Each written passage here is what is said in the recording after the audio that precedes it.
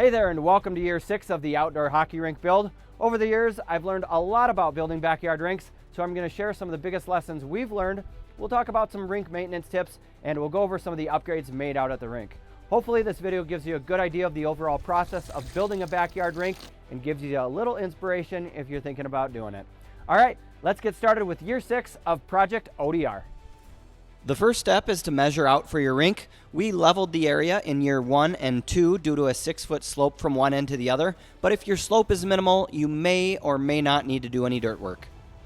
We'll put our first stake here. This is going to be our starting point. So then I'm going to measure all the way from this stake to the far post, so 88 feet. Once the first side is measured, go ahead and do the width.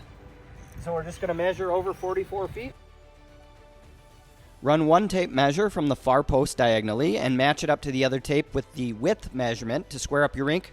Use the Pythagorean's theorem to figure out the diagonal, which in our case is 98.38 feet, and then our 44 feet for the width. So put a stake where the tapes intersect at your measurements. I measured 88 feet down from the last stake I just put in to get the approximate location for the final corner, and then squared it up using the same method to get everything perfect.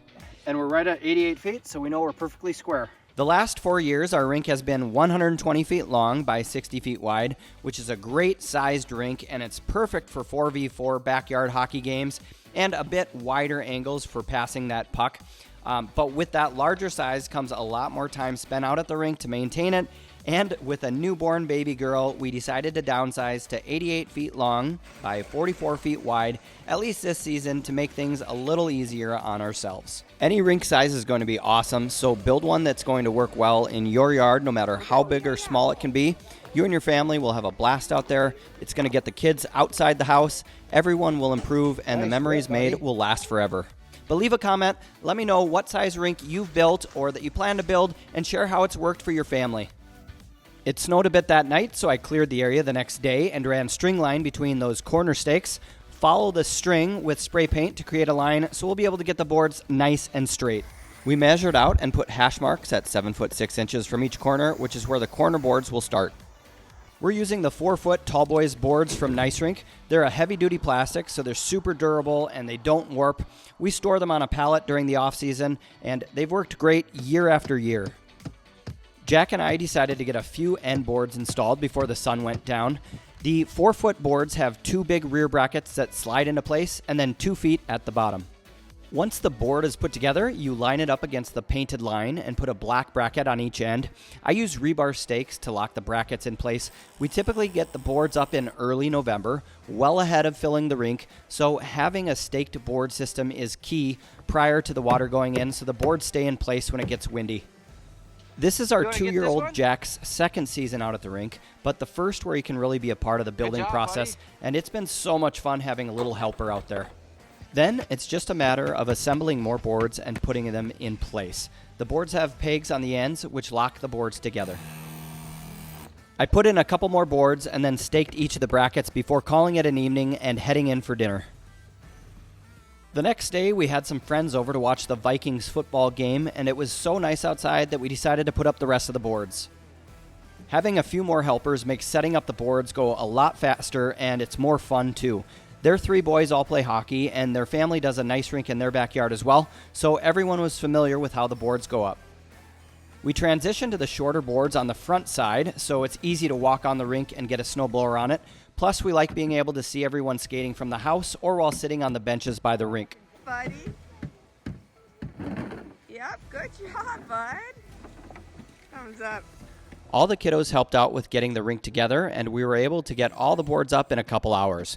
Putting up the rink each season has become a fun tradition we look forward to every year. Even our 4-week-old Ava was part of the action. Nice.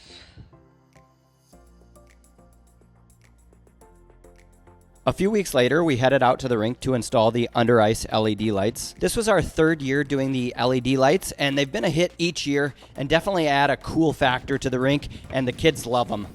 We start by installing the perimeter lighting about 6 inches in from the boards around the entire rink. The rope lights are secured to the ground about every 5 to 10 feet or so using heavy-duty 4-inch yard staples, which I'll link to in the description. The heavy-duty yard staples go in a lot easier than the flimsy ones if the ground has started to freeze, and it's nice to get those lights in while it's still somewhat warm. They just uncoil to lay flat a little easier, but if you get a snow before the liner goes in, you'll have to be careful around them when snow blowing or shoveling. Since the rink is square, I simply counted the boards in from the end to find the center and put in the red line. The boards are 4 feet wide, so the blue lines were spaced a few boards to the left and right of the red line, and with uneven soil on patchy grass, it's hard to get the lighting 100% perfectly straight, but as long as the coils are worked out and it's pulled tight, it will look just fine. And real quick, if you want to check out behind the scenes footage of the rink build and tips throughout the season, you can follow the build on my Project ODR Instagram page if you're interested, which is linked in the description.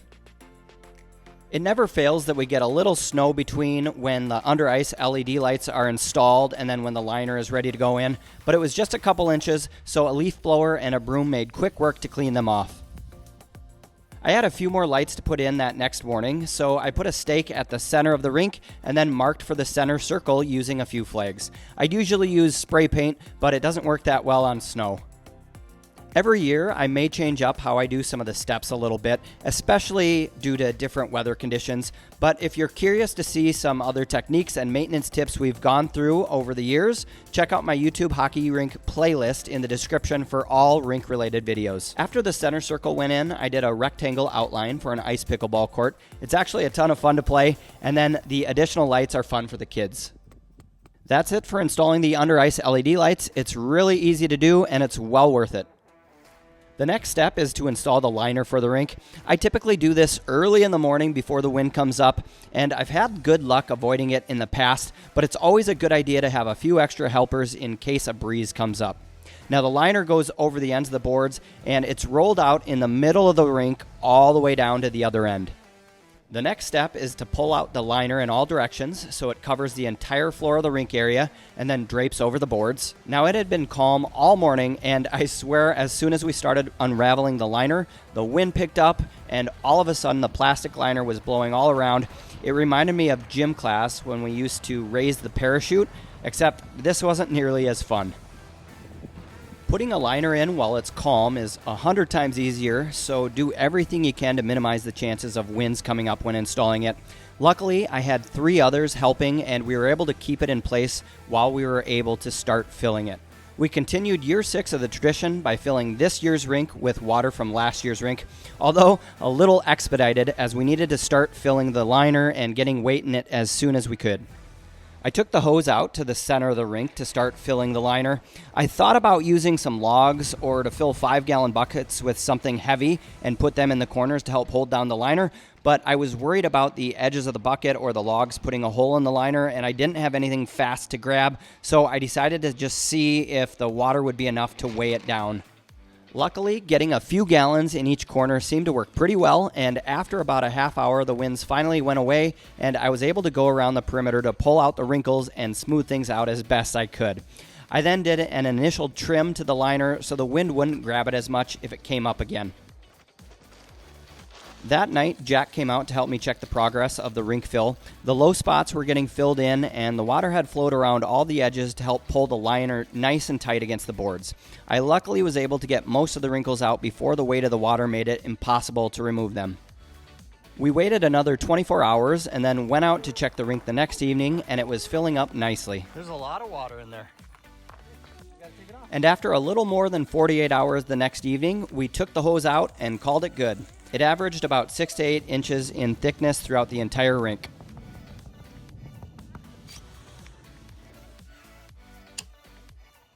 We turned off the water last night about 6 p.m. Probably have about 1 inch to 1.5 inches of solid ice already. It got down to 18 degrees last night. I'd say it's off to a good start. A few days later, the littles tested the ice for the first time, which was around 3 inches or so thick. That night, we had a few inches of snowfall, and the weight of the snow pushed down on the ice and brought some water up and formed a layer of slush. Not a big deal, but the ice was no longer crystal clear, which is always cool while it lasts. First time on the ice, wish me luck.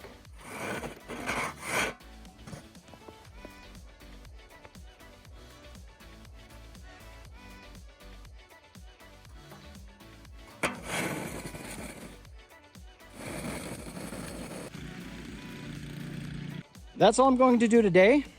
The ice was just hard enough so I could get all the snow off, but as you can see, there's water seeping up along the sides a little bit. Just needs some more time to freeze. So tomorrow it's actually supposed to be about 48 degrees, and otherwise I would Zamboni this tonight, but I think the sun might do it tomorrow, so we'll just see how it goes. After the winds and warm weather, the top of the ice cleared up and leveled out quite a bit. Leaves had blown and gotten all over the corners of the rink though, which are a big problem for outdoor rinks, so we'll get them off with a wetback. If you have leaves or pine needles that get on and melt into the ice, a wetback is a great tool to help get rid of them. If the sun is shining, they'll be super easy to get out, and otherwise just use a chisel if they're under a thin layer of ice.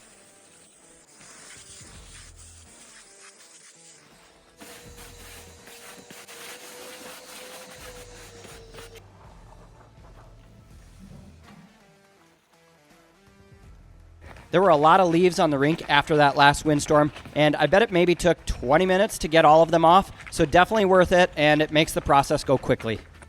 Now, the one nice thing about the warmer temps we had for a few days and the wind was that it actually melted the slush layer and made the ice crystal clear again. We got Jack on skates for the first time this season, and our goal was to get him skating on his own after a while. Now, last year, when he was 1, he basically could push a bucket on skates with a little help, but this year we think he'll get the hang of it a bit more. Now that the ice was solid all the way through, I trimmed off the excess liner. I usually trim about 2 inches above ice level initially, and then we'll come back at ice level to get the remaining part of the liner. The ice was in pretty good condition, and we were able to get a few skates in with family and friends as soon as it was ready. I usually put the netting up earlier, but hadn't gotten to it yet, so we put it up while the kids were skating. I have a detailed video of installing the netting, which is linked to in the description if you want a cheap and easy netting solution. In case you're wondering about the basic process of maintaining a rink every time it snows, here's a quick overview. The first step is to get out the walk-behind snowblower to remove the majority of the snow, which typically takes around a half hour.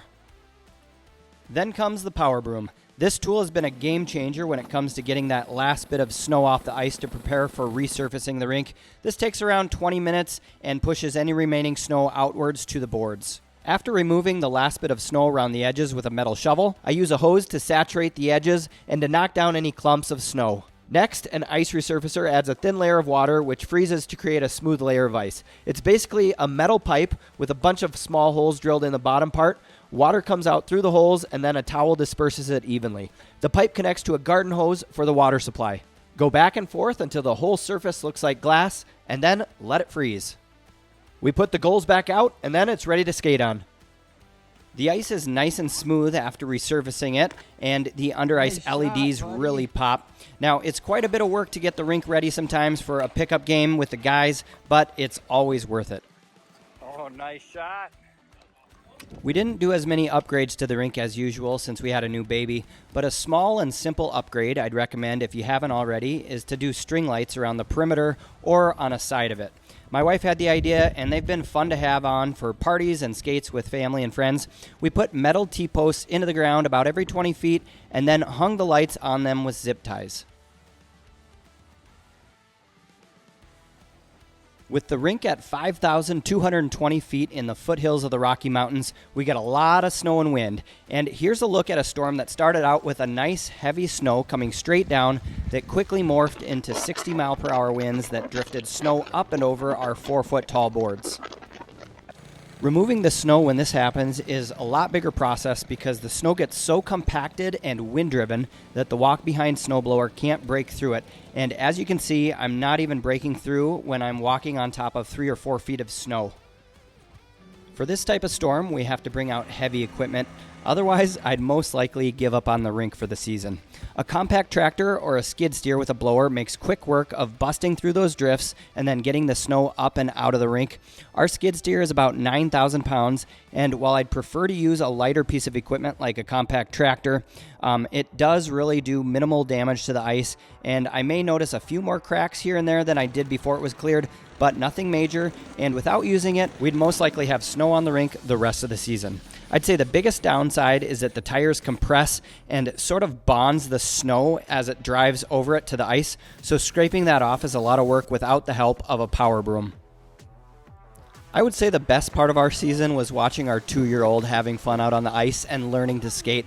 Last season, he was mostly pushing a bucket around and getting used to the ice, and this season he started with a skate trainer and by mid-season was able to do some skating on his own. And most importantly, he loved getting out on the ice as much as possible.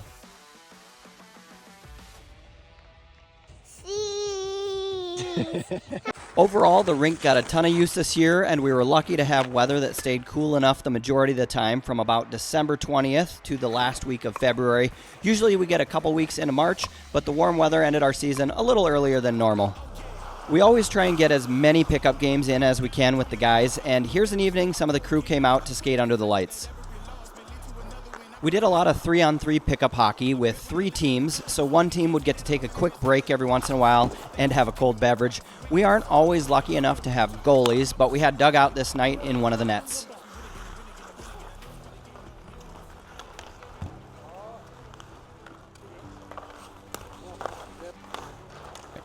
One thing that's super fun for kids and adults, if you put in the under ice LED lights, is to turn off the arena lights and get out the light up pucks to skate and shoot around.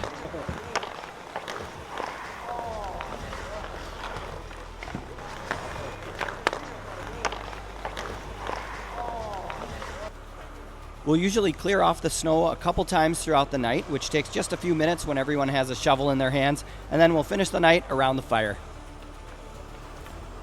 All right, thanks so much for sticking around until the end and checking out this year's build. I hope it gives you some ideas, some tips, and inspiration to get out and build or skate on an ODR in your neck of the woods. Comment below and let us know how your hockey and ODR seasons went this year, and consider giving the video a thumbs up and subscribing if you enjoyed it. Cheers, and we'll see you next season for Year 7 of Project ODR.